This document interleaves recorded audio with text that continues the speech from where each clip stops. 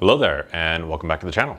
Got another session with Cookie here, and this time we're finally actually introducing the e-collar to her directly as far as using it and starting to build up an association to, right now, mostly just the stim. We'll see how this goes. I might throw in the tone, but usually I get a few more reps, sessions in with the stim, and then I add the tone and then eventually add the vibrate. But the stim, as always, is meant to be the same as leash pressure. I know, I'm talking again. Leash pressure to help get a dog doing a sit if they're struggling with it, getting a dog to do a down if they're struggling with it. When I say struggle, I mean just kind of taking the task seriously as opposed to being distracted or whatnot. Using pressure to go onto a place or move into heel. So it's the same intention of the leash pressure, it's just coming from an electronical source. Cookie, let's go. So like right there, did not use the e-collar. That was just a little bit of leash pressure to help her come back and get in frame and focus, because I'm, again, taking too long to talk as far as she's concerned. So just to do a quick little warm up and use her attention before I lose it, let's do a little bit of obedience. Come on, down, yes. Down, yes. Sit, yes. Sit, yes. Place, yes. Place, yes. And that's because that's going to be the same obedience that I'm going to be doing when I start introducing this. We're not teaching her anything new through the e-collar. We're just using what she already knows to teach the e-collar. So, all right, just double checking what settings I have right now. So I'm making sure I'm pressing the right buttons for what I want. And as always, we're going to let things chill out just a little bit and start at level 1. The other thing that I tend to do that I've kind of forgot to do, so let's do it right now, is the audible clicks that come from the button itself. I started doing it in the initial test. Never expect the dog to actually feel at level 1, so wasn't worried about it there. But I don't want her associating this sound to anything. So, sit, yes. I should have been doing it on that first little round. Down. And that's where our transmitter for the microphone died out. So, doing a voiceover, and you're not really going to hear what's going on in the video itself. I'm going to do my best to catch various things that I notice as they're happening and let you know. Otherwise, for the most part, I'm just going to let the video play out and you can watch all of that, but I'm going to talk about just the general process of teaching the e-collar, which for the most part is with all dogs. As I've been talking about just before the audio had cut out, some dogs will respond to the audible clicks from the pressing of the buttons on the remote itself. Even though there's nothing happening, there's no transmission, the collars and everything could be turned off and they will still respond to the clicks. So as I was doing there is just pressing the buttons a lot. You could hear all the clicks until the audio had cut out as I'm asking for more sits and downs and whatnot. I stopped and started talking about it a little bit because she actually ran to place in response to me pressing a button when I hadn't asked for it, towards the end or just beginning of the audio being cut out there. And so that's kind of what we don't want. We don't want them to respond to those sounds, making us think they're feeling something on the e-collar when they're really not. At this point, no, though, I am actually working on figuring out what her working level is what the common term is. And that's just the lowest level in which they feel it. I can go into a little bit more detail, and I probably will, as to some more nuance about the working level, not literally the lowest level. But what I'm doing right now is just starting at level 1, and I am using typically the continuous button, maybe the momentary for a quick tap, tap, tap, but with continuous, I'm holding it for 1 or 2 seconds and looking for a response. If I get no response, I'll turn it up to level 2, tap, tap, tap, hold, no response, turn up to 3, and so on. The types of responses that I'm looking for, and that's what I'm kind of talking about here, is just something that makes it feel like there's a fly buzzing around your ear kind of thing, or some dogs will look at the floor and they think like, what's going on? Or like the floor kind of, it just turned into lava for a second, or there's something weird about this spot. I'm paying attention to what side the box for the e-collar is on her neck there. It's on her right side, so the opposite of what we can see here on screen. And that matters because you might only see a flick of that one ear, not the other ear. The dog will maybe look in that direction as they like feel a sensation. It could have been, again, like, is there a fly there, or is there a ghost, or is there a breeze that just kind of tickled my whiskers over there? And so we're again looking for any kind of responses. There can be some changing in the breathing. You can look at her mouth, and right just as I was saying that, she closed her mouth. I think I might be pointing that out right here. I also might have noticed, and I don't see it as I'm reviewing this, but a change in her expression, just like a wrinkling of the forehead. Her ears very subtly kind of came forward, almost like she's just like scrunching her eyebrows and just looking at me skeptically, like, well, what's happening here, kind of a thing. So I'm looking for any of the subtlest signs that Cookie here feels the sensation from the e-collar, but I'm gradually turning it up. One level at a time. Tap, tap, hold, tap, tap, hold, turn it up, tap, tap, hold, tap, tap, hold, until I see a definitive response. Like right there. She kind of looked over her shoulder. Whenever I get a response that I think might be because of the e-collar, just to make sure I don't have a false positive, I keep it at that same level and I do it again. Tap, tap, hold, tap, tap, hold. Look for that response. I might wait a second, and then do it again at that same level before determining maybe she doesn't feel it, and then continue seeking for it, turning it up one level at a time. Tap, tap, hold, tap, tap, hold.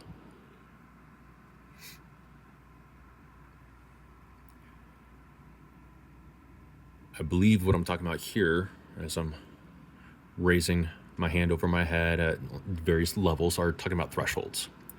There are some dogs, and I notice this with people and clients when I'm showing them and explaining the beginnings of the e-collar to them, as I'm doing the same idea, tap, tap, hold, turn it up, tap, tap, hold, turn it up. I do notice that sometimes we have to reach a certain level. To use arbitrary numbers, let's just say it has to get up to level 10 before finally there's a response from the dog, or even the human telling me, yeah, I do feel something. And I might maintain that level 10 for another couple of tests. And if I feel like, okay, definitely feeling it, I will then turn it down and go in the opposite direction. Turn it down to level 9, tap, tap, hold, tap, tap, hold, 8, tap, tap, hold, tap, tap, hold. And with people, I ask, when do you not feel it anymore? With dogs, again, we're just looking for that same kind of response until it seems like they're just kind of staring like, what's going on? And then we turn it back up and we can see the response return. Just because there could be this threshold that you have to hit, in this case, the arbitrary numbers here, level 10. And once that has been hit, it kind of unlocks an understanding and unlocks the idea of feeling this new sensation. And now that they're aware of it, they can show responses at lower levels. And so we go up, we go back down until it disappears, and then just up again until it returns. And for the most part with dogs, that's what we would consider the working level.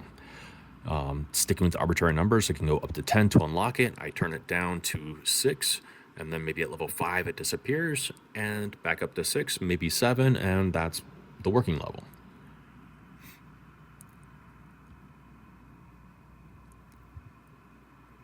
And at this point, I'm still looking for that kind of idea. I'm still trying to figure out what exactly her working level is. She's looking over her shoulder there, and I think we've kind of dialing it in. Yep. Dialing it in here that we are seeing that response that we're looking for. And she's not making any noise. She's not yelping or crying. She's not acting panicked in any way whatsoever. There you go. You can see the red light when I'm pressing it. And continuous, I was turning it down. She kind of was looking out the door. I believe we're kind of, there you go, a little flinch there. Maybe expecting a client to be arriving somewhat soon. plenty of time to film this video, but just in case they were arriving early, but that wasn't the case. Either way, again, just kind of fine-tuning it up and down one level at a time until we get that final definitive response. And I think we landed on level 8 here, I believe.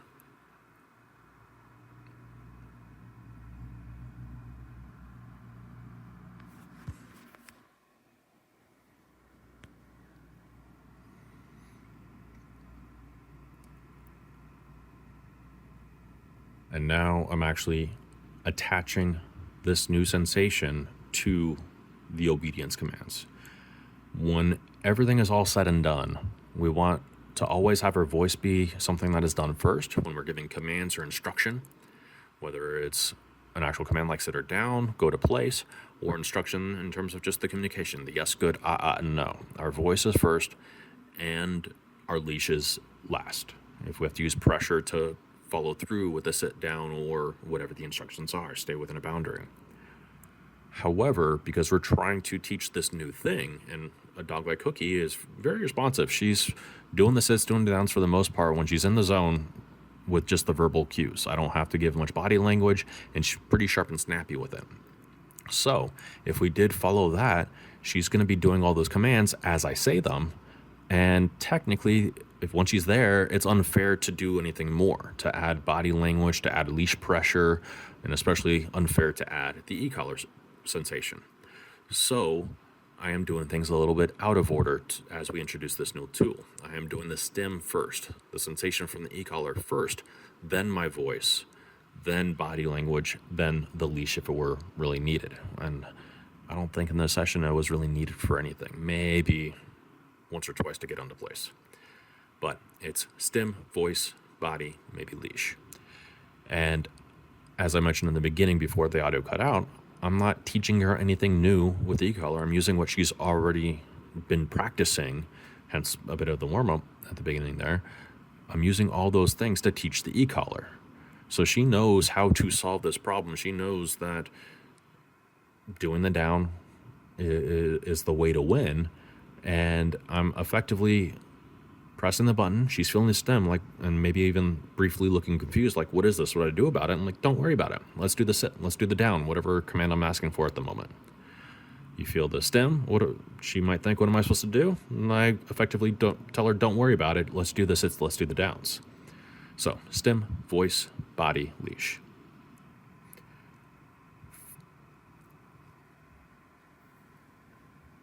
In this introduction stage, when I'm attaching it to the obedience, I'm mostly using the momentary button. I might press the continuous, but it's just for that quick little blip. She's not going to feel it for any more than that little half second, quarter second that it is activated for. So I don't want her thinking too much about what is the sensation that is otherwise still there if I were to be using continuous. Just, what was that? Don't worry about it. Do the sit, do the down. Nice and quick. All the while, I'm watching her body language. I'm watching any tics, impulses, whatever, to help me confirm she's still feeling the e-collar. She's not really showing much as I'm watching this on screen.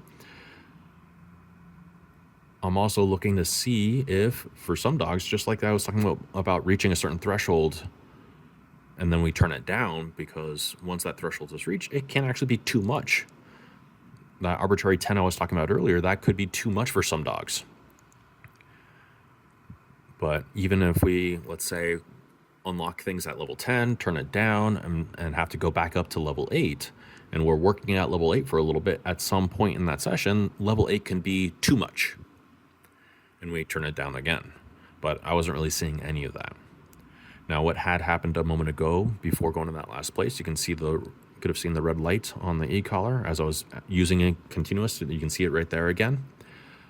So it's still the stim first before my voice, but rather than that little blip, because she's handling it very well, I'm using continuous. I'm pressing that button. She's going to feel the sensation for as long as I'm pressing it, and you can kind of see it from the red light. I'm going to hold up the remote so you can see the light there as well. And she's going to feel it for about a quarter second to half a second. I got the continuous going there. And the sensation gets turned off once she's completed the command. Because I had done 2 to 3 repetitions of going to place with the continuous, and that was her first introduction to feeling it in that way. Remember, context. If one thing's different, everything's different. The sensation as a blip could be do the sits, do the downs. The sensation when it's ongoing, she obviously showed me she understands it as to go to place. So in this case, when I switched it up on her and asked for those down, or that down, she's like, okay, I see you're pointing down. I heard you say the down sound, but this sensation, when it's ongoing, means go to place. And there's that little conflict. And she needed a little extra help. So this is just where we get repetition after repetition after repetition, showing her that she can control the sensation effectively. She can turn it off by doing the thing. The thing is, you got to pay attention to what I'm asking for and do the right thing. Do the sits, do the downs, and whatnot. Now, she handled it very, very well. And we can, as you see here, end the session by making it a lot of fun. For some dogs, it's just a lot of food. It can be a lot of lighter, easier sits and downs and whatnot, nice and quick, or in this case, a little bit of tug. For the sake of time, it was just 2 quick little tugs, but just something a little fun and make the most out of for the session. You can see she's still chattering a little bit because of basically just turned her on, got her all stimulated, and not quite following through with it. But just kind of wrapping it up here, talking about how well she's doing and some of the stuff that I've literally talking about in this voiceover here. And not sure when the timing is going to come out, so I'm just going to say it now, and you'll probably watch me mouth it later as far as my typical outro. As always, if you like what you saw, hit the like button. If you have any questions about anything, drop them in the comment section down below. And be sure to subscribe so you can keep up with us and everything that we got going on. And it looks like that's what I'm saying right here, right now.